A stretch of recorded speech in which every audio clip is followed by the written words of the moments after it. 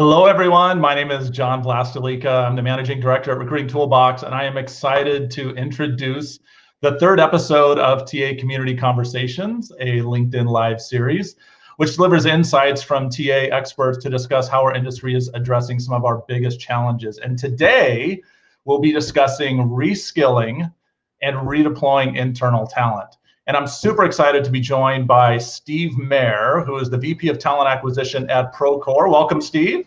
Hey, John. Nice to see you again. Good to see you, man. So for those of us that don't know you and your background or Procore Technologies, tell us a little bit about yourself and Procore. You bet. I'll try and be brief on my background. Started an agency a lifetime ago before LinkedIn. From that, went in-house and started Electronic Arts. Went from Electronic Arts to Lucasfilm, and from Lucasfilm went to Disney, and Disney to Yahoo, where the two of us got to work together and got to meet for the first time. And then Yahoo, I went to a company called Beachbody, and then I ended up at Procore. Procore Technologies, we are the one construction platform that connects everyone from the field to the office. So your owners, general contractors, and subcontractors, trying to improve the lives of everyone in construction daily. It's a tough job, and we're just trying to make it more seamless throughout the entire process on one platform. Awesome. I have to ask, that is not a photo behind you. Is that an actual view of the Pacific Ocean? It is. I got into our office just to do this because I wanted to make sure the bandwidth was going to work. So I worked with our facilities team. So I'm back in our office just for an hour, and it is a beautiful view of the ocean, the Pacific Ocean in Santa Barbara. I am super jealous. I will try not to let that distract me. So you and I got to work together a little bit at Yahoo, and a big focus for our team is to elevate recruiters to talent advisors and to find ways for recruiters to deliver more value to the business. And so I'm really excited about this topic, where we're going to talk about some of the work that you've been doing to redeploy and reskill talent in your organization, and recruiting has played a real leadership role around that. Before we get into that, though, I would love everyone that's listening and watching, please add your questions in the comments section, and we will try to answer as many of those questions as we can throughout today's program. I've already prepared some questions for Steve, so hopefully I'm going to pull out a lot of the questions some of you might have, but would love to add some additional questions as we go here. We're going to pull up the agenda and talk a little bit about what we're going to be talking about today. We're going to start by talking about kind of Steve's journey and why he worked to kind of build this internal talent kind of marketplace for project-based work for his employees. And then we're going to talk a little bit about how TA teams like his might be leveraging slower periods to focus on things like redeploying internal talent. People may not be as busy. There's opportunities for upskilling and reskilling. If we have time, we only have 30 minutes, but if we have time, we're also going to tackle number 3, which is what other things are TA leaders thinking about or focusing on when hiring slows down. This is one of the projects that came from a slower period that Steve's going to kind of walk us through. So we're not talking about tennis? We're not talking about tennis. Steve and I got to hang out. We both happen to be in Manhattan at the same time over the summer, so we actually got to go watch Nadal play, which was unbelievably cool. I had a lot of fun. Last minute tickets there, yeah. So really appreciate you being here. I want to start by asking a question to just kind of give us a high level overview of the idea, the short basic version before we dig into the details. You bet. Tell us a little bit more about what you built. Yeah. Yeah. So the idea came from actually a long time ago when I was working at Disney in the internal mobility project that had kicked off when I was there. And it was this idea of when TaskRabbit was starting to rise up, like, could we take something in that same vein and use it internally to give people opportunities that aren't always going to get opportunities because it's not straight in line with their career.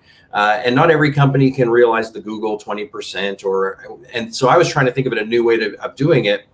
And at Procore, we actually were starting to look at how we were going to get some opportunities for more people just on the recruiting team. So very small scale. And so we started thinking through a process where we could do this just for our recruiting team. And then COVID hit. And we were thrust into this new position of, we have a lot of people across a lot of teams that aren't doing nothing at all. Like people are busy, but they're not at full capacity because not everyone can operate at full capacity all of a sudden in the new environment. And so we had to take this little project we were doing and transition it into a company project of how do we get the most out of everyone at Procore, but at the same time give them some cool opportunities to do work that they might not normally get to do. And so that's where it came from and sort of how it came to fruition. And so the idea is that you have these projects, these smaller short-term projects that existing employees are able to kind of get these opportunities to work maybe outside of their own department. In fact, usually outside of their own department. It's been mostly outside of your own department, because you're within your own department. You might tap and say, John, I know you can do this. Can you do it for me? Right. This tool and the way we set it up was to enable people like someone in customer support who was never going to know someone in IT needed help or even know what that project was. And using what recruiters do best, we're great at matching talent to skills to opportunity. Right. And so it was really taking those recruiting muscles that we were built up so well and turning them and focusing them all internally. And it's worked out beautifully. We've had over 150 projects completed across multiple departments, with people getting opportunities in groups they never thought of working in. It's really exciting to see the change and just the chance people get to see what another job could look like that they never would have gotten if it was just status quo, which trying to make a little bit of lemonade out of lemons when you're put into this. Well, and what's interesting, Steve, I'm telling you and everyone listening something we already know, but my talents usually extend beyond the narrow focus of my job anyway. So what an incredible opportunity for you to more fully leverage kind of the whole person, because you may not know I speak multiple languages and I could help with this project. You may not know I do web design in the evenings, or that I do design and I'm an expert in all the Photoshop tool or whatever it is. Yeah. How cool to be able to kind of give people some of those opportunities. So one of the things that frustrates the out of me is when I hear about something like this is everyone talks so high level. And I'm like, yeah, that sounds really great, but what exactly did you build and how does it work? So I want to dig into this a little more. So could you talk to us a little bit more around what you built and how it works specifically? Because I'm envisioning a lot of times when I hear people talk about this, Steve, they're like pitching a product. Like, here's the app we used, and you're a customer of this app, and you're going to tell us we should go buy that. You didn't actually buy a bunch of external technology to do this. No, and to be clear, because you know me well enough to know that none of the process and how you build this and how you make it better was my idea, because I have a brilliant team, and thankfully they came up with some really innovative ways to take what we already have and really turn it into this great opportunity and product that isn't a real product. So let me walk you through it a little bit. We were brainstorming internally to our own team. It was really simple because we can just talk to each other. When you're talking across 2,000 people, that's not feasible, and other companies that are trying to do it are much bigger. And so we quickly tried to figure out how could we use what we have. And one way we thought of doing it quickly is, well, we have an internal job board. Okay, well, there's no jobs right at the time when we first paused and when everyone went home. How do we use that? And then we figured out, okay, well, we can use our internal job board. How do we get it to employees, and how do we get people to sign up for projects? And a brilliant member of my team came with the idea. We have a ticketing system. We can take our ticketing system and make it a front end and feed it to our applicant tracking system, which will then post it on our career site, internal career site. And so all employees have opportunity to see jobs they never would have thought they could do before and skills they have. And they can tell us what skills they have, because we gave them the opportunity to show us to type in what skills they have that we might not be aware of, and to also connect their LinkedIn profile so we can actually see it. Why don't I bring it up and actually show you a little bit? Yeah, I'm trying to visualize what this looks like. The ticketing system looks like. It's not fancy, but it's beautiful because of how simple it was. So this is just the front end of our ticketing system. What you can see here is we really use the opportunity just to connect to everything we already had built. And so when the project leader puts in their name and their department, it automatically can bring up their sub-departments, their cost centers, and it can tie all in there, so we can actually pull up their entire organization really quickly and easily. They can then have a little paragraph to describe what project they need and what skills they're looking for. We then also allowed them to say, are there any specific departments you'd love to get people from, because they might have insight differently than, and for example, IT looking for help from someone. They really want someone from customer support because those people talk to the customers every day, and that would be a new view for them, and they wouldn't naturally get to work on that. And then the employees can easily go in and just say, what's my current role, my department, obviously location and time zone, what skills do you have, and what projects do you want to go to? Give us your LinkedIn profile, a little plug for LinkedIn there. And that way we can match it. And we didn't do any interviewing. So it really opened up the aperture for people to get this chance. Because if you're not a good interviewer, in this case, it didn't matter, because recruiters were really looking at skills, what skills were needed, and just doing the match. Yeah. I think that's cool. So if I understand it correctly, I'm a leader in the company. I have a need. I need someone for 2 weeks to help me with something, or 2 months or a day even, and I can put this out there, and your team has already found 150 matches between kind of some internal needs and also kind of employees that they could take advantage of it. But it's short-term kind of opportunities typically. We're not talking about full job changes. We weren't doing internal job changes. It could be a day or two. Yeah. If it was less than a day, we really tried not to, just because the effort it would go to getting someone and getting them out of their time, and it didn't make a lot of sense. But we would have and give them that time. But we had a couple go over a month, and people are still doing it. Some people have started to learn ideas of what other jobs they might want to do, and what other groups they might. And even as I was saying this to you earlier, more importantly, you find out what you don't like doing. Yeah, I have two young men who are about to enter the workforce. And I try and tell them that every day, like learning what you don't want to do is just as important as what you want to do, because it really helps sort of guide you as to where you might want to take your career. And so, it was just project-based, everything from our legal department, our IT department, our people team, customer support, engineering, a lot of groups put in projects. We were shocked at how many people have sort of taken it in. And we have completed 150 projects. We've had well over a couple hundred employees sign up and want to do more. So it's really worked out. And just as excitingly for me, I don't know if they're on, but I was talking in another group a couple months ago, and someone that was on that call was from JLL, and I know they've gone and tried to do it on their own way as well. So it's really been exciting to see what was our little Procore punch list has sort of helped our company, but hopefully helped some others too. Yeah, and it's really easy to see the benefit to the people leader. I have a short-term need, and maybe I can't afford to go get an outside person. But even if I could, I'd rather give the opportunity to my own company, someone in my team. But there's real benefits to the employees too, as you said, to understand what they like and don't like. Maybe try something on for size that I've never been able to try on before. I know Jessica put a question out there that said, how does this kind of work help promote inclusive? An inclusive company, inclusive culture, and promote equity. And you were saying earlier, you're sort of widening the aperture. A lot of people get kind of put on a track, not put on a track like someone's doing it to them, but you get in a track, and you're a customer service person, and you're branded as being good at customer service. Even you may have technology skills. So this is also a really interesting way, I think, for you as a company to demonstrate a real commitment to development and not basing it just on pedigree or I've been doing this for 10 years, but giving access to opportunities that maybe are outside of how people view them, the opportunity or their natural progression. To be honest, that is what started this in the first place, because both of us have been doing this a while, and my natural tendency is to have someone who's a coordinator on our team and try and help them learn how to be a coordinator, and then a candidate experience coordinator, and then sourcing, and then becoming recruiting. And that path is very natural and very straightforward. And I love it. I'm passionate about it. But it's what I'm good at, but I'm not always good at seeing when people want to go a different path. And that's what started this project originally, when we were looking at it for the recruiting team, is how do we enable that? We have one of our coordinators wants to get into design. She's a brilliant designer. How do we help her? How do we help develop her into that? And so it was like ideas along that line that we were really trying to figure out how to do it. And that sort of was the beginning, but it does open up opportunities where people might not naturally get them. Yeah. At Procore, we're trying every day to be more inclusive. It's a struggle, and you're never done. You're always trying to move forward and grow. What kind of feedback are you getting from the employees who've had these opportunities? Because they want more. They want to keep it. They're hungry. They really are. And then one of the really great leaders in our IT team, as a project leader or owner, did the same thing. She gave us the feedback back that she was shocked at the quality of work she was getting, but just also how excited and passionate people were to do something different and have this internal opportunity they never dreamed they'd get.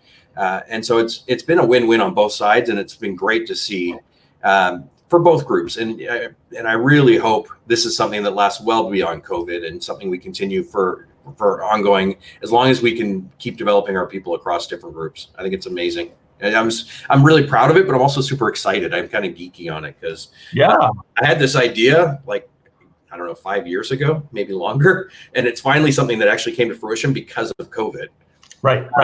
And you have to look at sometimes the glass half full on that too. One of the questions from Ramona is, how does an employer make time for employees to learn the new skills without overburdening the supervisors, that are not necessarily taking a chance, but are kind of bringing the person on for a short-term project? it sounds like your model started with kind of a skill matching. It wasn't so much like, hey, I'm interested, I've never done this before, give me a shot. It was more like, you have a skill in this, let's match you up to a project. Have you thought about maybe a 2.0 of actually developing? So I have an interest, it's not the skills yet. Can I participate in this? And we did do a little bit of both. So I showed you the ticketing system and how we brought in the projects. When we had a project that didn't seem to be, we did not believe we could get a match internally, but it looked like a great project and was going to take some time. So it wasn't typically as a short-term project. We could walk through with the project owner, and one of our recruiters that was on the punch list project would reach out to that owner and of the project and talk to them a little bit about how much time can you develop this person. If we get you these skills, can you develop those? And if it's going to be a 6-week project, you're going to have to invest how much we would be really honest with them. We think you're going to have to invest a week or so to get this person up and running, but we don't see a timeline when we're going to be back in the office. So maybe you need 7 or 8 weeks, and that's fine too.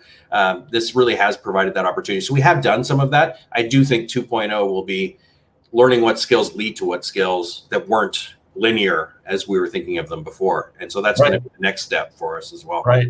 I can imagine a world where, you have hundreds, I know you're not a huge company, but hundreds of project requests and some unmet needs, where managers might be willing to, take a chance on someone that hasn't actually done it before, but is really committed to learning. And also you using that as a way to identify gaps. Like, wow, we have needs in the company for this kind of skill. We don't have these skills available. How can we now redirect some of our L&D focus maybe to kind of up-leveling our company's capabilities in this area? Or not, maybe you might say, hey, this is a good place to go outside and bring in temps or contractors or whatever. But or early career development. Early career development, or match up the two. I agree. It just creates a better understanding of what really is needed in the company and gets away from your prototypical job description that is so sometimes confining. And so it does open it up a little bit. One of the things I really love about this idea, and especially in a bigger company, I know Schneider Electric posted something on LinkedIn blog recently, and much larger organization like a JLL. But one of the things that's really cool is, I think people today we're really encouraging that entrepreneurial spirit in our companies, even for larger companies. They don't want to get kind of slow and too locked into things. And I think people like having a side hustle. And so it's not that this is a side hustle, but it kind of reminds me of that. Like, how cool if by day I'm this, but at night I turn into Batman or whatever. But during the day I get to be this core thing that everyone knows me for, but I'm also, without having to leave my employer, getting this kind of opportunity, which I think is going to probably be part of the ROI story. You might have an engagement and retention kind of ROI that goes beyond the ROI of just helping to plug skill gaps or just getting the work done. I agree. The engagement is really the real win.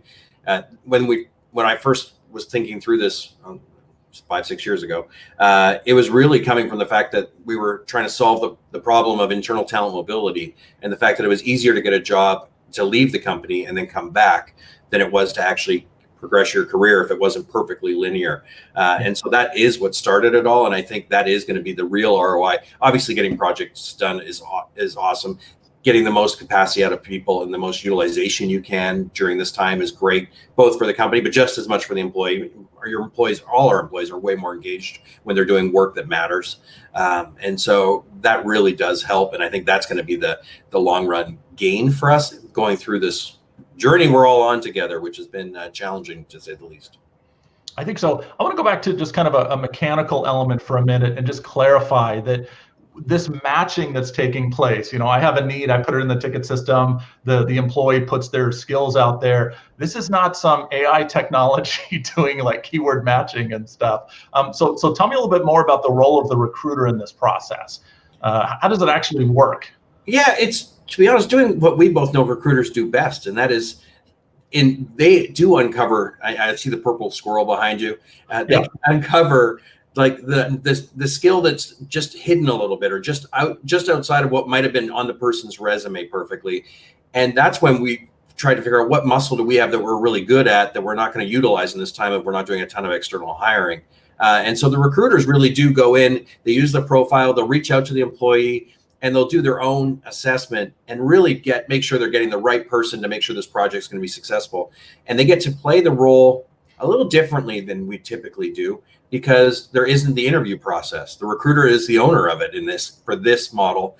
And so I think it can also be a bit of a recruiter's dream on that side, because you don't have to deal with the hiring manager. You know, you and I both have gone back and forth on how you get hiring managers more engaged. Right. When you pull them out of the picture, it's a wonderful. And I'm kidding, of course. Long term, that couldn't be the case. But in this case, the recruiter gets to be the decision maker, and they really get to utilize those skills of seeing skills that match up that might not have looked perfect or the exact way a hiring manager would have wanted it if it was a full-time job. But they're utilizing their ability to go through someone's profile, tease things out, and then talk to the candidates too when they need to, or the employees. Sorry, not candidates. Yeah, Randeep had a question, which was, how are you assessing the talent capabilities, of the candidates? And it sounds like it's the recruiter having a brief conversation, but you're not running people through the same kind of interview process. Yeah, no interview process whatsoever. It's all on the recruiter. Whether they need to talk, sometimes they don't need to. Sometimes they can look to the example used before. If you need someone that has done some design work and you have someone that's done design work on the side, that they can do that without having to have a huge conversation. Yeah. But they can also then have a conversation and then go back to the project leader and saying, you wanted this, the person has a different skill, but we think it's transferable. And here's why we're going to put this forward. Are you okay with that? And we'll do a check. But the hiring manager themselves they didn't actually have a say in who they were getting, other than when we'd have a conversation like that, when we felt we were going a little outside of what they exactly wanted, and we're pushing the boundary a little bit. But it's worked out beautifully. And to be honest, the buy-in on both sides has been phenomenal. The buy-in by our executive team was phenomenal, because really what they wanted was to get the most out of our employees and have our employees feel like they're contributing the most during this time.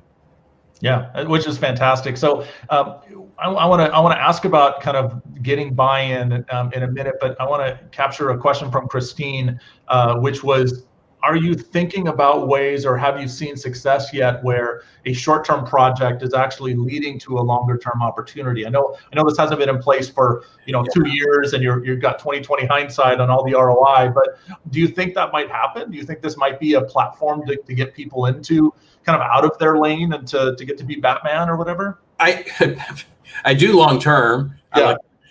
Long-term, I do think that opportunity exists. We haven't seen that come to fruition yet. We've seen we've seen project leaders surprised by the quality and how the projects got done. So that in and of itself, I think, is a building block to getting to that next step that you're talking about. But we haven't gotten that far yet. We've come close, because we had one project where that team is now getting greenlit for a job opening, and I think with about 6 more months or 3 more months, we would have been able to get there. But we're not there yet. It's close. And I definitely see that's where it eventually gets to. That's the intent of the whole project in general, from its beginning, was to give people opportunities they never thought they would get, because they're not perfectly in line with whatever career map those of us in HR and recruiting have assigned you, right. Which isn't for everyone. I would never have picked recruiting. I'm an accountant, a certified accountant. My parents did not think this was my path. No one picks recruiting as a job. We almost all fall backwards into it. And so it's learning from that experience too that sort of helped lead to, okay, how do we give other people those opportunities? That's the one of the most thrilling things about this kind of idea. I've been spending, like a lot of people, a lot more time focused on inclusion and diversity. And when I read quotes like, genius is evenly distributed, but opportunity is not, or talent is evenly distributed, but opportunity is not, I think about just the incredible impact something like this can have on someone that has maybe not had the access to the opportunity, which is fantastic. We don't have a lot of time left. I did want to ask a question around kind of making the case for this. So let's say I'm listening to this, I'm a TA leader, and I'm thinking, all right, love this idea. So maybe I don't need to buy some expensive technology platform. Maybe I have a ticketing system for IT already, or something I can use as a front end. I like that idea. Got my ATS going. Or Google Forms. Or something else on the front end, right? Just something to kind of collect the needs and then collect the kind of skills that people have. I was on a call with some TA leaders a few months ago who were using their Workday implementation to actually have employees kind of load their skills beyond kind of what we know. Yeah. So there's a lot of technologies you might already have. But I'm curious, you mentioned that the executives were supportive from the start. Is there any kind of barrier that you expected to get? You didn't spend a lot of money on this, and you had some capacity. So those are usually two of the issues. But is there any kind of barriers or any suggestions you have if I'm trying to influence my boss, the CHRO, or I'm trying to influence the business to kind of fund this? Any suggestions or anything we should know about? Yeah, it's a great question, and you're right. Again, we were fortunate in the sense that we had capacity and we were able. I had some brilliant people on my team who came up with an idea of how to utilize technology, so we had no spend. So no spend and excess capacity typically are the biggest barriers, and time really for recruiting. And so without those three, I think the one piece is just what value are we really going to derive from this? Sometimes it feels soft when you just say you're talking on the development side. I think if you can focus a little bit and go out and search, and I would recommend going out and getting some projects that really could be put into this project or product, whichever way you want to look at it. And if you could come up with those projects and show what actual business value you're going to drive, and oh yeah, an offshoot of this or a benefit of this is we're going to develop some employees as well. It really helps on the buy-in piece, because at the end of the day, you're showing business like capacity being increased, work being done that needs to get done. It might not be the work that was at the forefront of what had to get done today, but those projects, especially when you're growing fast and you're going too quickly to get the time to do those projects that just keep getting shelved, this is an opportunity to take those projects that always should have been done, but you never got to them, and pull them off the shelf and get that work done. There's a reason you wanted to get it done in the first place. And so go out to the business, get a couple of those projects. If you're a TA leader, you already know who your best partners are in the business. Utilize some of those partners, get some projects from them that they would love to see get done. And then you can really help demonstrate some value that way, I think. I love it. And, I think I spent most of my time as a corporate TA leader trying to push away anything that had to do with internal mobility, because I fundamentally saw my role at the time as, headhunting external talent to bring into my organization. And yet, Steve, when I talk to leaders like you, I'm hearing so much more holistic thinking, because clearly the work you're doing is, it's related to talent acquisition, sort of, but the benefits serve so many other goals companies have around employee engagement and kind of more equal opportunity and diversity and inclusion, and you're literally creating measurable business value, very tangible business value as these projects get kind of closed off and ticked off, things we might have needed to spend money on going external, but developing employees, that's not a big focus of recruiting leaders. What are you doing? Well, what I love is how you say it. It sounds so much better than how I think of it, because I think of it as I'm lazy, and if I develop these people internally, it's hard to build inclusion and diversity at a company. It's hard to go out and get really senior talent. If I can develop that talent internally, and I can do that more at the front end and really help bring in great talent, and increase our diversity, increase our inclusion, and get our different skills, but do it at more the earlier part of the career, more early to mid. We all know in recruiting, that's always going to be easier than going out and developing that, getting that more developed talent. And so if I can do it and help enable that internally, it actually makes what you would call my full-time job, and I agree with you, is looking at the market, actually more achievable, more enjoyable.